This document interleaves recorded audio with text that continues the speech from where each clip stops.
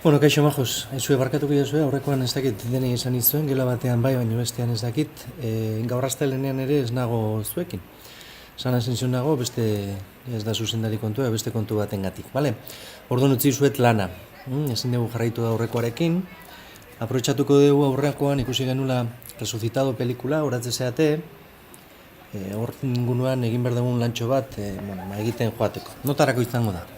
Taldeka egingo dugu, baina nota individuala izango da.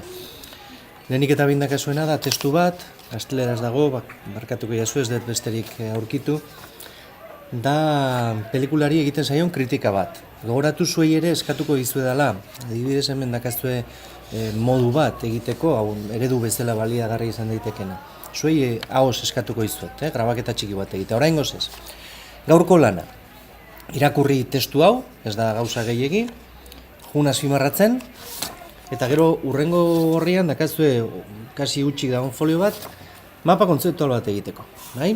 Nik uste tonezkio ja bakizuela mapa kontzeptual nola egiten den, kontua izango litzateke, testu honen, ez pelikularena, testu honen mapa kontzeptuala hemen egitea. Egintzazue arkatzez, mesedez.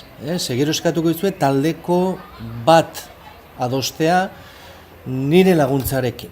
Ikusteko ere bai nola egiten diren mapa kontzeptualak, zer komeni den sartzean, zer ez da eskema bat, ez dugu nahi eskema bat, ez dugu nahi jarraian doazen ideia batzu zintzilikatzea baizik eta harrapatzea, pentsatzea zeintzu diren hemen agertzen diren ideia nagusiak, zeintzu diren atal importantenak, eta horiek modu grafiko batean zintzilikatzea, jartzea, harremanak, ideia horien arteko harremanak, azalduz edo. Ados?